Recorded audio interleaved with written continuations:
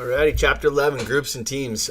This is kind of a fun one. I'm glad it's placed later on in the chapters because it talked about individual differences and then globalization and the values and then culture and then psychology of motivation and positive psychology and role ambiguity and all that kind of stuff and stress. And that's all just one person. And then in this chapter, you get a group of people with all of those issues, good issues, bad issues. You get them all together, and then you as a manager are trying to figure out how to lead them toward some kind of common objective. Groups and teams are great because you can do things with groups of people that you can't do with individuals. Pretty straightforward. Groups and teams are terrible because you have to deal with a whole bunch of different individuals, preferences and orders and values. And anyway. So we'll get into it here and talk a little bit just kind of some of the foundation. We look at how groups form and really in the formation we want to form cohesive groups, not just groups of individuals, but actually a team that'll work together and pull in the same direction. So we'll talk a little bit about group cohesion, group adaptation, stuff like that. A little bit about the structure and the process of a group, big groups versus small groups. And how they affect those within the group and boundary spanning those outside of the group. So some old school theories here. Here's a cool college word you can share after the class: propinquity. I once said that to my buddy, who's another professor, who's totally awesome, and he said, James, that's very propinquitous of you. I don't know if it actually works like that. I don't think it does. But propinquity is you can see it in any classroom. Someone says, okay, guys, here's a question I have for everybody. So just pick a partner and talk about the question. You're going to pick someone that's sitting right next to you, right? That's propinquity. That people are likely to form groups or form teams with people that they are closely geographically located with, right? If I said, go out and interview a manager about their job, chances are you're not going to find somebody in Kenya, unless of course you already know them, and ask them about their job. Chances are you'll just go down to Starbucks and talk to a shift supervisor or something. So we can use this, especially when we're building or hiring new employees, where you physically put people, different whether it's virtual or physical, right? But where you physically put people, you can actually manipulate, understand, predict, and control. By predicting, they will build relationships with those whom they are connected to geographically, like in the same physical space as. We can actually set up teams and, in a sense, set up relationships and maybe even friendships and colleagues by using principles of propinquity. Second one, George Hohmann's 1950s, I believe. Activities, interactions, and sentiments. So earlier at the end of the stress chapter, I was talking about one of the challenges that we have post-COVID. It's called languishing. You can look it up if you want to, but a big part of that is loneliness. So lack of meaningful relationships. There's more on that if you're interested. There's you can just Google the decline of bowling leagues in America, I think is the name of the. Started out as a white paper from some guy from Harvard or Yale, turned into a book. But you can use AIS, activities, interactions, and sentiments, when building teams, but really when you're trying to get teams cohesive. So if you own, fill in the blank, if you own a carpet store and there's 10 employees, from time to time, you ought to go play Frisbee golf. Or you should go do something together. Like when we take executives out whitewater rafting, because we really want our CFO to know how to swim. No, we're forcing interactions with that group of executives together so that they build sentiments about each other so they can operate more as a team. Now, sometimes it's a crapshoot. Sometimes you send 6, 7 people out, you think, oh, this will be great, and they come back hating each other. But not usually, right? Usually, if we can get people to do activities together, that forces interactions and they'll develop sentiments, hopefully positive ones, about each other. Easiest way to build a group and a team. Have a couple of people and set up a competition, something they have to physically do together, some kind of activity. It takes coordination, even icebreaker stuff, and that will force interactions and sentiments. So I use that one a lot in consulting when I see kind of a languishing or a dead culture where people clock in and clock out and don't actually care. I look because they don't care about the person they're working with. They don't care about the person who's sitting right next to them. So that's a lot of times step one for me. Balance theory. This one, again, old school, super straightforward. It goes like this. I wish I could draw on the board right now. I won't do it. There are cats, and then there's me, okay? I have a negative relationship with cats. I have a bunch of cats. I'm very nice to my cats. My cats, we have a little farm here. My cats go to work. They have a lot of work to do, and they're great as long as they're pulling their weight. But I don't really like cats. If you like cats, that's a negative relationship between me and cats. If you don't like cats, negative times negative, that's a positive relationship with us. We connect. If you do like cats, then you and I are going to we're starting off in this equation anyway with negative, right? You like cats, I don't, you're not like me. We value different things. To the extent that that's personal, think tribal, think political, right? Think religious, stuff like that. To the extent that it's really personal and really salient, balance theory really affects who's going to connect in teams and how teams form. So if you like the 49ers, we're probably not going to be friends very much. If you like to climb mountains, if you like Kuiu gear, then yeah, you and I we're starting off on a really strong foot. That's good. So balance theory doesn't necessarily mean the group will be good or bad or even cohesive or not cohesive. It just means that that's how the group will form. We band together because we want to change this law, because we want to change this part about culture. So we're an activist group. We all share that in common. We have a lot of other differences, but we share that in common. That's balance theory. Exchange theory is basically just transactions. It is it worth it to me to be a part of this group? Do I get out more? It's equity theory, remember that? Do I get out equal to or more than I put in? If so, then I'll be part of the group. And of course, there's a timing effect. They teach us stuff in junior high, so you probably know about this. Just a reminder, these are stages of teams, right? First, a team forms. We do activities, interactions, and sentiments, or it's balance theory, or it's exchange, or whatever it is. We form this group, but the group doesn't know how to operate. They can operate as individuals. Those individuals can operate in other groups, their family, their school, whatever, but they don't know how to operate together. How are we going to communicate? Do we trust each other? What do we value as a group? Is this democratic? Is this authoritarian? Like how are we going to do life together as a group?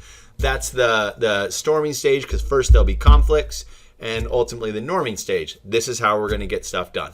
Once that's settled, we try to expedite that, but you don't want to skip it.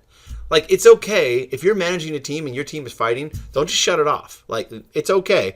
If you're fighting over solutions or technical or problems, great. Like, let them have a good scrap. Like, ain't no thing. But when it's fighting over people, we nip that in the bud really quick.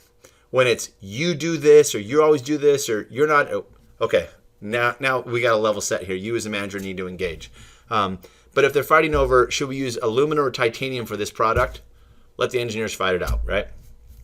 Once there's norms down, they'll begin to perform. That's great. At the end of the team, if it's a project-based team, they'll adjourn.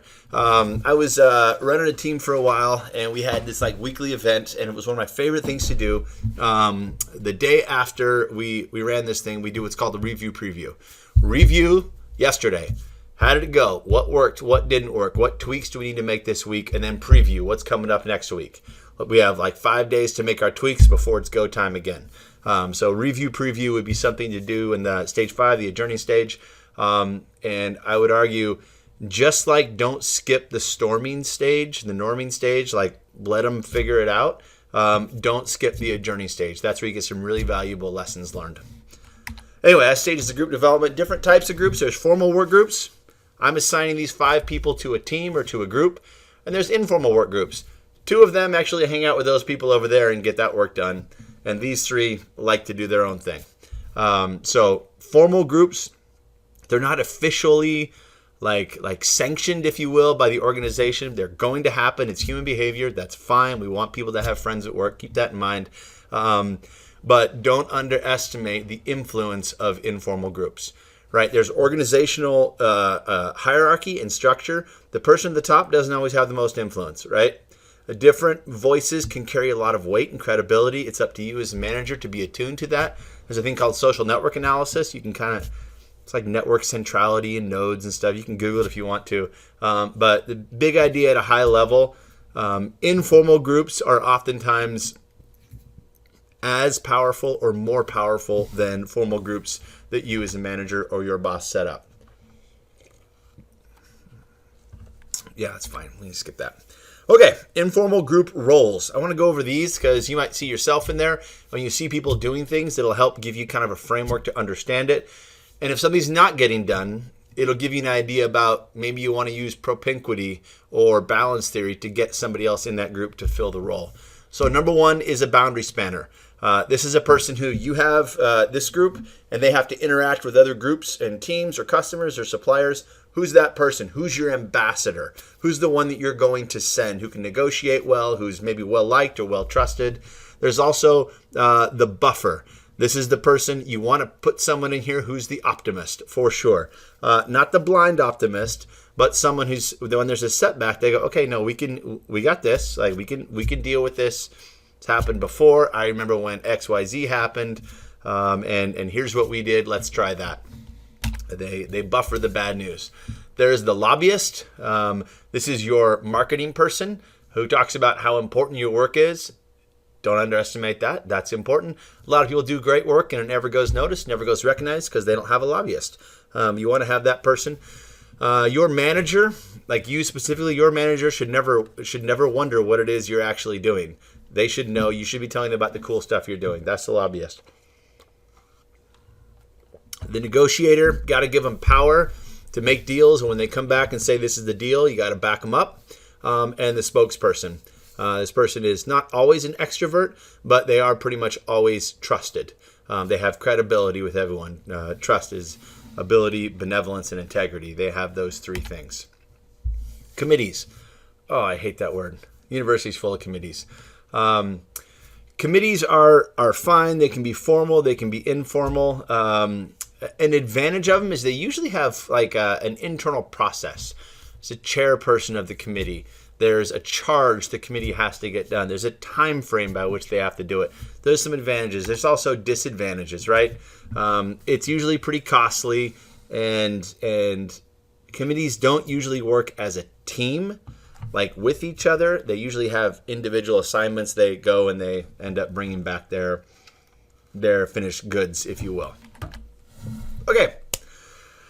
Teams. True teams. True teams are interdependent. That means that they rely on each other and they need each other. This is an important definition because just because you put a group of people together, a group of individuals together, doesn't mean they're going to operate as a team. The job has to be set up for it. The shared goal has to be set up for it. You have to encourage it as a manager.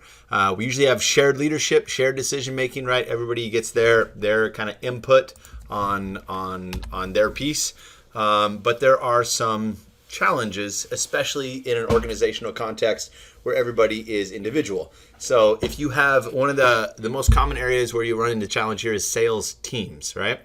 So if you have a sales team, the best ones are probably going to be you have your tech or your information person, you have your actual salesperson, you have your finance person who knows what deals can and can't be made, stuff like that. That's a cross-functional team. They do different things. A sales team where you pay people individually and you put 5 sales people that are paid individually on a team, they're probably not going to operate as a team very well. The reason for that is it's especially in a highly individualistic culture, that is an individualistic job because you're paying them as individuals. But teams are also fun. More than 50% of workers in the United States say they rely on teamwork. I have kind of a weird job right now as a professor. I could do really well in this class, and another professor in the other class can do really poorly, or vice versa. Maybe I totally suck at this job, and they're killing it. And their success doesn't really affect me, and my success or failure doesn't really affect them. That's not a team, right? We might be in the same department, we might even be teaching the same class, but that's not operating as a team. Most workers, though, say they do rely on some kind of teamwork for their job, and 75% say, yeah, it's actually really important. I don't just happen to be in a work group. I need those other people around me. There's a self-managed work team. If you as a manager can get your team to do this, that's great. And you can focus on other things, like that's great. Bear in mind, though, that requires empowerment. You can't say manage yourselves as a lazy manager and then come in and say, no, you have to do this, not that. If you're going to let them be self-managed, give them guardrails, right? Equip them to make good decisions, and then let them make the decisions. Let them, hands off, actually let them do the work. You can see with that empowerment, you have to have some sophistication on the team. You have to have some talent on the team. You wouldn't do it if you had a team that you just didn't trust and they weren't very competent.